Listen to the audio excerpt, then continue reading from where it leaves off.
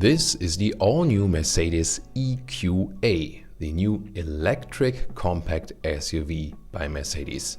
Actually shares the same platform like the other compact Mercedes, so it also has the very same wheelbase, just like the Mercedes GLA. And indeed you could say it is somewhat like an electrified GLA. Let's take a look together at the details in exterior, interior, and of course the electric technology.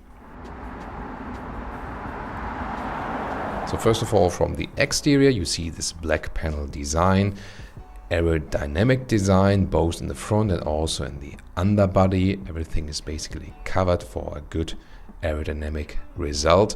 Also there are aerodynamic wheels. They range from 18 to 20 inch, and you still have somewhat of a soft off-road character, 20 centimeters or 8 inches of ground clearance.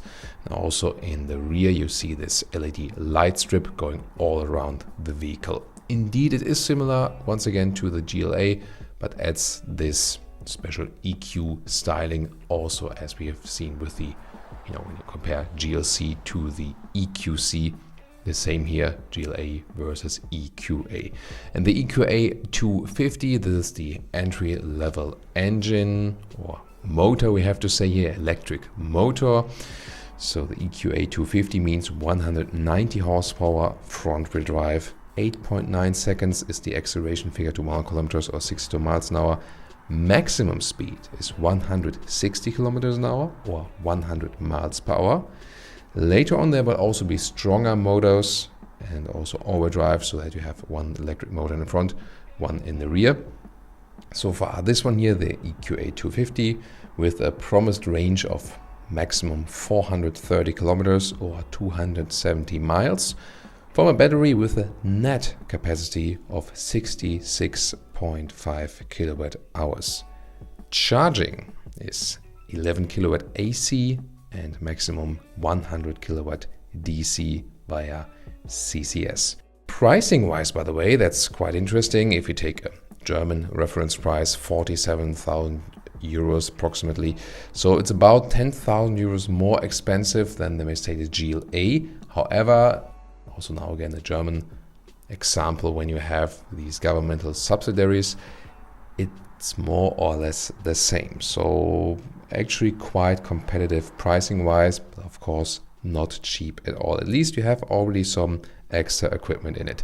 The heat pump, by the way, is also included. So what does it mean? The heat pump actually reduces the range losses, especially in winter times. So that's very helpful then for the climate function. As for the interior, so both for exterior and interior, there are also AMG lines possible, by the way, and with sporty accentuations. Let's take a look at this interior right here. So the MBUX infotainment system is always standard, either 2x 7-inch screens or 2x optional 10.25-inch screens. That's the one we see right here, then this widescreen format. The different interior lines, the base, so-called progressive, by the way, comes with a mix on the seat surface from fabric and Artico high-grade leatherette in the black or beige.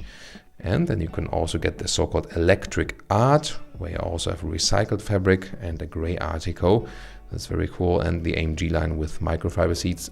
This one here is the edition 1, and there they use animal skin seats, which is of course not fitting to the Mercedes claim of sustainable luxury.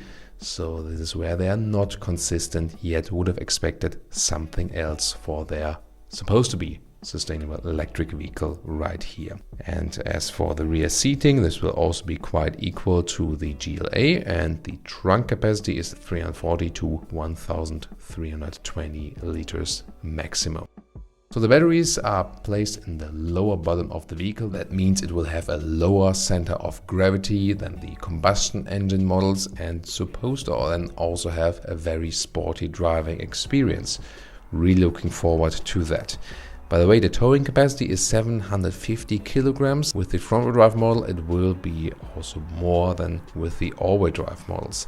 As for driving, well, I already said it will probably be quite sporty because of the lower center of gravity. Also the same with the suspension. Base is a normal C suspension. Always with multi-link here with the EQA, and optionally you can also get an adaptive suspension where you then can pick the driving modes and the suspension also adapts accordingly. Interesting is that recuperation-wise, they rather plan with the so-called D-Auto, so it's an automatic recuperation. What does it mean? So when there's, for example, no car in front of you, the car is just rolling when you lift the throttle.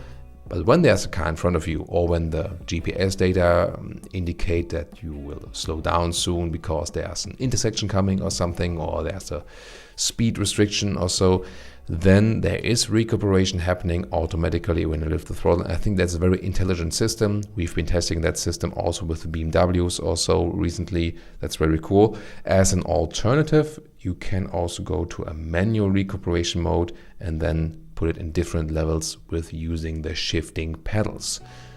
So what do we have then here as a conclusion? You have somewhat of an electric styling, but it doesn't scream out I'm EV. It's more or less a normal compact SUV, really pretty much similar to the Mercedes GLA. And we've seen different approaches from manufacturers where on the one hand sometimes the electric cars are made really differently, and here it's more or less the same approach which they also went for with the GLC and the EQC.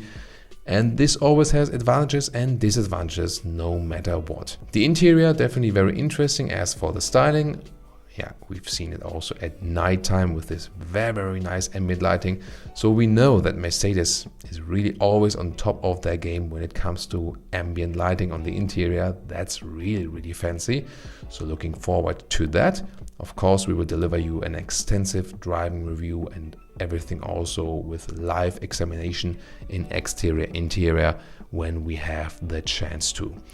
So now I'll leave you with some more images, both from exterior and interior. Enjoy some more of these, and of course looking forward to your feedback. What do you think here about the all-new Mercedes EQA? And also check out the video description, because there we always link some interesting videos from the competitor vehicles which you can also check out. So see you there.